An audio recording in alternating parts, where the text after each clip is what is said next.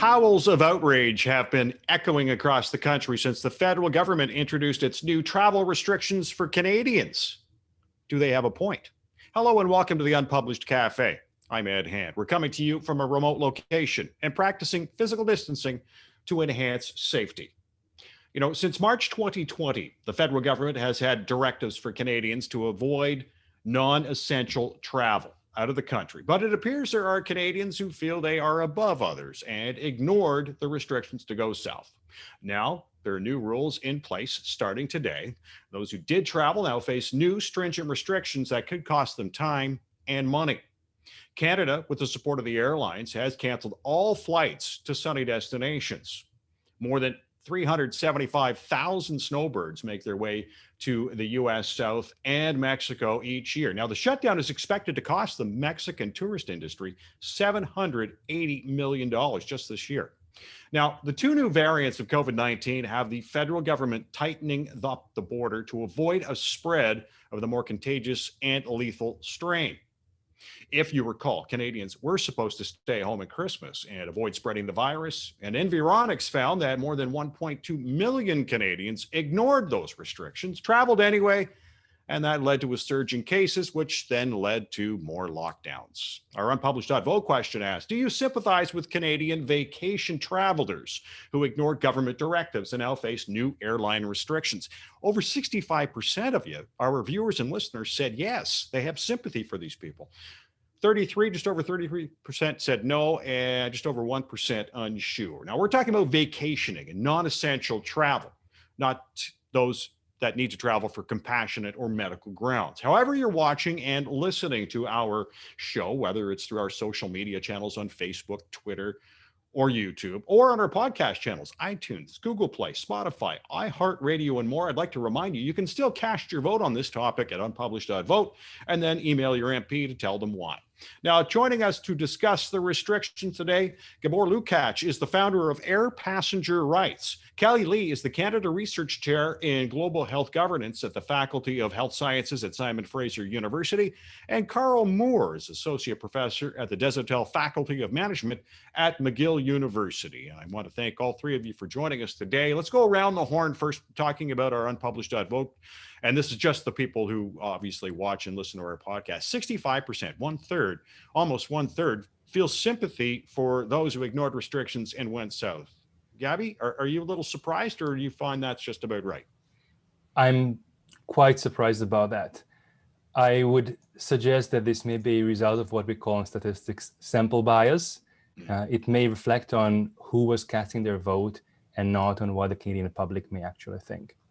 Generally, what I'm noticing in our Facebook group, and we have close to 40,000 members, is that people have very little sympathy for snowbirds. People take the position that in such difficult times, if everybody is giving up their travel, if people are even giving up the ability to visit their loved ones, relatives abroad, then traveling for just vacation purposes is not a reasonable act, which may result in significant risks to Canadians, to Canadian economy, to Canadian healthcare. Karl, what do you think? Are you a little surprised 2/3 feel sympathy for those who went south? No, I think it makes sense. It's called winter. They may not have that in Halifax, but evidently at Simon Fraser in BC and here in Montreal, we have winter a lot. And so it's something we're just tired of it. We've been locked down for a year. Now, it doesn't mean it's the right thing to do. And Kelly Lee can tell us about that as someone who's a public health expert. I agree with Gabor, it's a dumb idea. We shouldn't do this, but I can understand why we're sympathetic. Kelly, are you sympathetic? Do you see why 2/3 almost feel some sympathy for those who went south? Yeah, I understand why people feel they need to travel. It is a long year we've gone through, and people desperately need a break from all of this. But our statistics show actually that a lot of people, in fact, 80% of people support stronger travel-related measures to prevent people from traveling unnecessarily. So that goes against, I guess, the poll that you've quoted. But I know that a lot of people are feeling frustrated at people who are still traveling unnecessarily, and I actually don't blame the people so much as I blame poor policy. There's a lot of loopholes out there. There's a lot of lack of clarity, and I think that's where really the responsibility lies. All right. Gabor, from your perspective, were the restrictions too onerous for the public in the first place? I don't believe so. The restrictions are just right. Actually, some of those measures should have been put in place substantially earlier. Of course, it's hindsight 2020 is always easy and sharp, but if we had imposed some of those restrictions earlier, already in 2020, possibly, or as early as March 2020, with perhaps some grace period for people to get back home, we would have been in a way better position. Here in Nova Scotia, winter is actually also quite bad. Just a week ago, we had a major snowstorm that even shut down the city for 24 hours. Classes were canceled. We got 20, 30, 40 centimeters, depending where you measure it, in one night. At the same time, because people here are acting very responsibly and very much like responsible citizens, Nova Scotia has the lowest number of active cases and has had that for a very long time. Last time I checked, it was 9 active cases.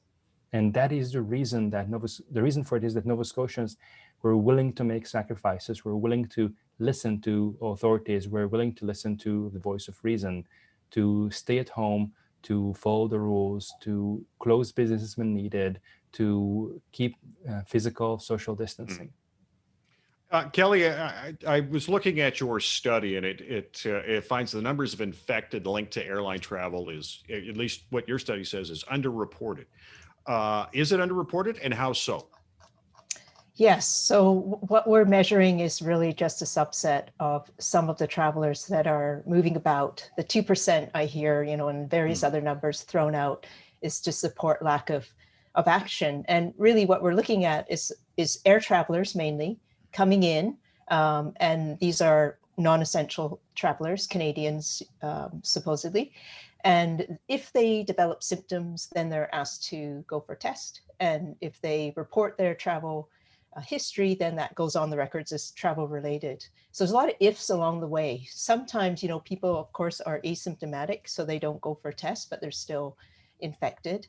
They may not report their travel history, and they may not even go for a test. So, there's a lot of things that fall by the wayside, but we also don't count people who are potentially exposed to those travelers as they make their way from point A to point B. So they might take a taxi, hang around at the airports, get screened through security and so on, and the flight crews who are serving them.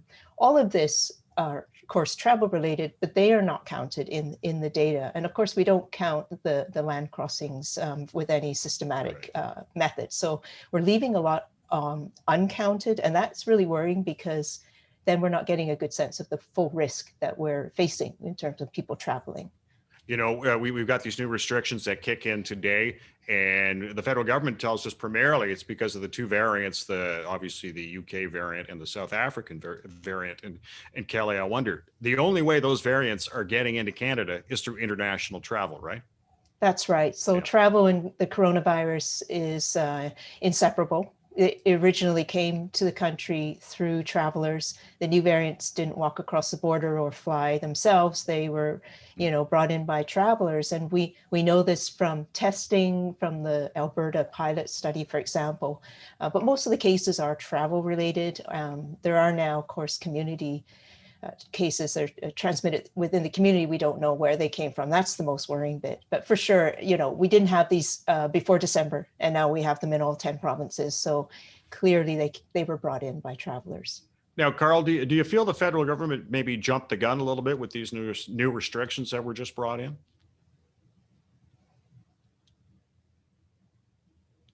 Turn on your mic there, Karl. It's really a public health issue that Professor Lee can comment in a way that I'm just not capable of. I look at it from the viewpoint of the aviation industry, the impact on it, and also look at what are airlines doing down in the US and Europe and so on. So it's a tough story from a viewpoint of the aviation industry, but it's public health people like Professor Lee are ones that we have to listen to and hear what they have to say. All right, well, let's talk about what they are doing in Europe and what they are doing in the US. Now, the US is still a basket case when it comes to COVID. Is that really the direction you want to look at when it comes to the airline industry, or perhaps is Europe a better example? Well, the US seems to be, I agree that it's a bit of a basket case, and it's astonishing how many Americans are traveling now, partly in the US, and I lived there 6 years. The New Hampshire license plate, live free or die, talks a part of the American psyche. It's about freedom in a way that we don't worry about in the same way in Canada. And they have a strength there, but just sometimes it just Americans do get silly and carried away. And sadly, it leads to public health issues on a big way. I think Europe has taken a more mature approach about it. And I like the idea of testing. I like the idea of moving, and some countries have done that months ago.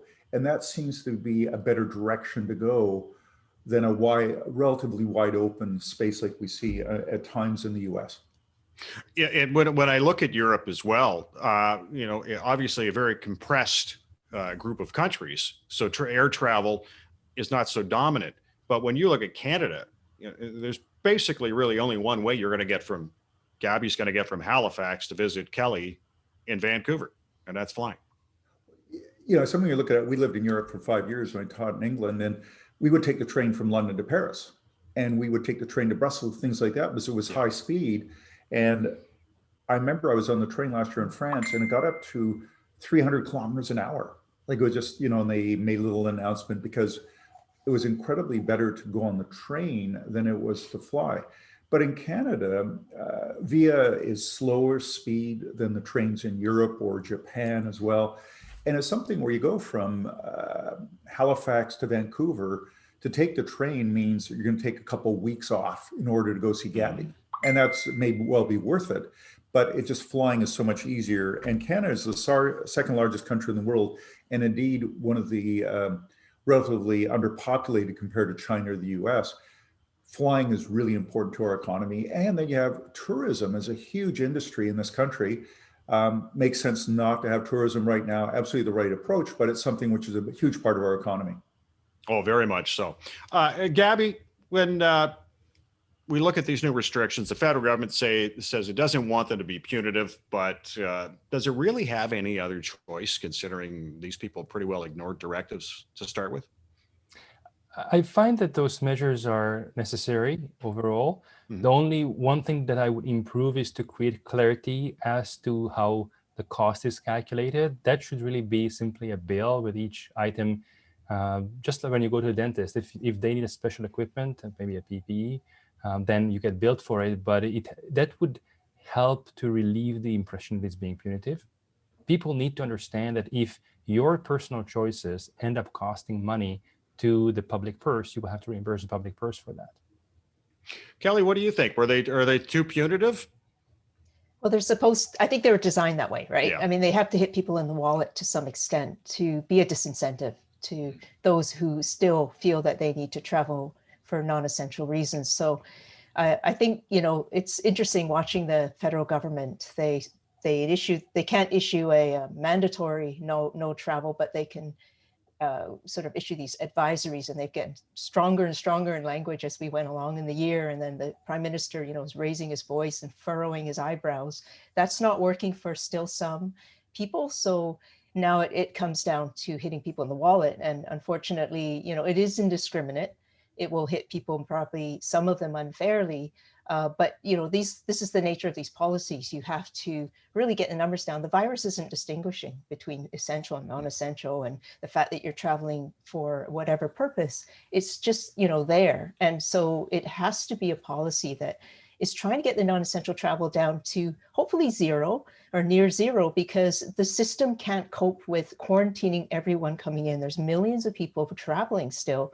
We have to get the numbers down, otherwise we won't be able to test them all, quarantine them all, screen them all. So that's really why the cost is there. Okay, now, Karl, Quebec Premier Francois Legault is calling on the federal government to ban all non-essential international travel. Can it even do that? I don't know. That's a legal question, which I don't know. I'm not a lawyer. Okay. I'm not a lot of things. I'm not public health. I'm not law and so on. But airports. Well, and airlines, I'm trying to stick to that expertise, though it is tempting as a professor to profess. But I'm trying not to profess things I don't know too much about. No, it's something where I don't know if they can legally, but by definition, non-essential is not essential. I mean, definitionally, that's simply true. And if it's non-essential, On the other hand, we all are, I think, yearning to travel. There's a sense of a lot of us want to go somewhere and just get on a plane. I've done it twice since the pandemic started, just flew to Toronto. And it was a pleasure to go somewhere else and get away from, as much as I love Montreal, go somewhere else, even Toronto, which is hard for someone not from Toronto to say. Yeah. But it's great. So there's a pent-up demand there. And I think it's going to be great when that demand is allowed to actually happen, but in a safe way. And that's the whole thing I think everybody with some common sense would agree with. What do you think, Gabby? The Quebec premier has been calling it. I know Doug Ford here in Ontario has been calling for some more clear direction. What do you think? Should have been this been brought in already? My understanding is that there is a significant constitutional barrier to it. I'm not a lawyer, but I have been asked about this and did a little bit of reading up on this. As a Canadian citizen, you have a right to enter the country. That right can be limited or restrained only in a very truly exceptional situations. And there is a principle of minimal impairment required by our Constitution. So in order to impose a complete travel ban, the government would have to show that it is impossible to achieve the same measure with other less draconian measures. So, for example, if the current mandatory quarantine measures are still proven to be unsuccessful, and the evidence shows that in spite of this, travelers keep bringing in potentially new mutant viruses and it's still not sufficient, perhaps then the government might have a case, even then offer a complete ban before next step. There is also a practical problem that how do you decide what is non-essential? That's a very significant legal problem. And even with this mandatory quarantine, you may know that the JCCF, the Justice Center for something and Freedom, they have already been raising concerns. They wrote to the government that they believe that already this much is unconstitutional. They have threatened already legal action, which I would really hope that they will bring it, because it would be a welcome addition to Canadian case law to create clarity what can and cannot the government do in this situation. So I would say at this point, it would not work. It would create too much trouble, and quite possibly overall the cost, the potential problems would outweigh the benefit. Kelly, I wanted to ask you, when we looked, you brought up messaging and that being part of the problem, because every time you turn around, it's a new message, but sometimes it conflicts with the previous one. In terms of the messaging, is that what you see as the issue for these people going south? And, it's not clear, a definitive answer as to no travel or don't? A little bit like that, but I would say that the government has approached this in a very piecemeal way. What Gabby said was right about, looking back and seeing what was done by other countries in a year ago. We could have acted much more definitively. But the received wisdom at the time was that travel restrictions don't work. And we based that on previous pandemics and public health emergencies. So you think about H1N1 and Ebola, Zika, those didn't require travel-related measures. But we're in a really difficult situation. It's a different virus. It's acting in very unusual ways, and it's posing, really unprecedented challenges. And I know that word's been used a lot. So the problem there is that you have to look at it from a comprehensive point of view. You have to look at all the points of entry into the country. And I know that we have a big country and we have, arrivals by air, land, and sea. It's logistically a nightmare for the government. But just introducing air travel restrictions, some testing 3 days before, whatever, saying to people, we advise you not to travel unnecessarily, is really not enough, because people will say, oh, well, it's an advice, but not a requirement. So it's okay, I can still go. And then, keep introducing these little measures like a drip feed. What you need is, really a coherent, joined up approach that is very much like what's happened in some provinces, like the Atlantic provinces have shown us it can work. You can, screen people, you can quarantine them. People have to register ahead of time to go to these places. That's a disincentive. People then decide, okay, I think it's better if I stay home. For the rest who have to travel, we know that when they come into your jurisdiction, they are quarantined and then they could be released into the public, sort of thing, like a catch and release system. A lot of countries have done this. we hear a lot about Australia and New Zealand, but also places like Thailand and Vietnam, places that don't have as much resources as we do and have land, air, and sea travel. So all of this is really saying that the government has really taken a kind of half-hearted, partial approach. And this is confusing to people because, of course, always people are going to find some way around it or whatever. And if there are no loopholes, then then they don't have an option. So this is what I would hope the government would look at a really comprehensive approach, really. And something very clear, definitive. Yeah, there's no ifs, ands, or buts about it. This is what the rules are. Now, Karl, airports. Now, we only have 4 that are dealing with international flights here in Canada right now. But I'm wondering, what's the impact on airports across the country right now, and how are they going to get out of this? Well, it's a tremendous impact because business is way down. I've flown a couple of times, gone out to the airport many times just to see what was going on. And it's just incredibly down, which causes them huge financial hardship. And a lot of them used to be owned by the government are now no longer government owned, but are not privately owned, but are in between those two. And so they are just facing terrible problems financially. And so they're going to have to get government support as well eventually. I would be astonished if they don't need that and get that support, just because, like the airlines, they're in deep trouble. Oh, that they are. Well, okay, let's quickly talk about, at some point, the federal government has said it's going to have to help out the industry. I guess, what kind of a hole is it in right now, and what kind of help do you think it's going to need to get it back on an even ground? Well, it's the worst shape it's ever been. When you go look at SARS or 9/11, this really is in a different zone altogether. And when you look at the airline industry in the US, EU, parts of the Middle East, parts of Asia, the industry's got a lot of support. In Canada, it's got some, but relatively little. Partly that's because of the Air Canada and WestJet are relatively good shape, but are burning through cash. So something where they had to cancel a lot of flights simply because there weren't enough people on the planes to justify it. So when you look at it, the new CEO, which is starting today, he's been the CFO for the last 10 years. So he brings that perspective of, if you don't have enough people on the planes and losing money, stop doing that. So they've had to do that. They've laid off over 20,000 people at Air Canada, even more people in terms of relative to the total percentage. Porter has not flown since last March. So that it's been really a huge impact, and the government needs to step up and provide support, as what we would see as our countries similar to ourselves have provided the support. Now, one of the things that I think is important is the people who've got vouchers rather than getting money should be compensated. And that's one of the key agenda items for the government. That's another key agenda items is to get flights back to the Maritimes.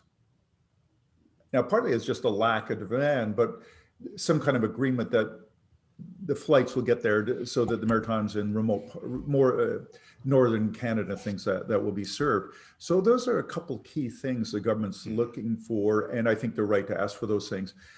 I'm surprised it's taken so long. I'm not sure why, and I think to some degree, they canceled some of the flights partly to put pressure from mayors and premiers on Ottawa to do a deal. But from what Kaylin Revanesco, the CEO of Air Canada, said last week, at their annual meeting, is that he's feeling more positive and optimistic. He steps down today, but he's been involved in that process, and he is a longtime lawyer. He was the managing partner of Stikeman Elliott for years. He's a very good negotiator, so he has a sense of these things.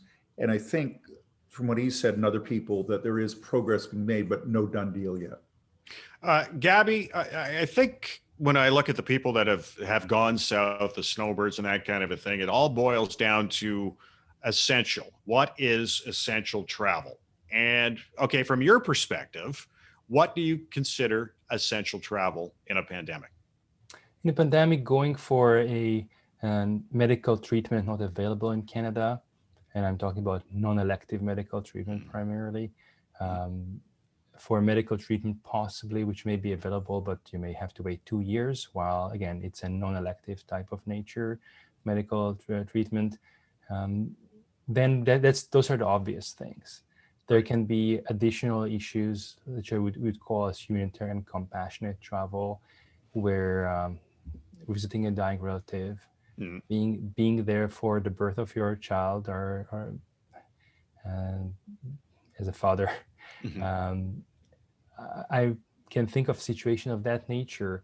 The overall problem with those is that who is going to make those decisions? What kind of appeal will there be? What kind of recourse will you have if those procedures go astray? Or will it just depend on having the right lawyer who can get you a permit to travel?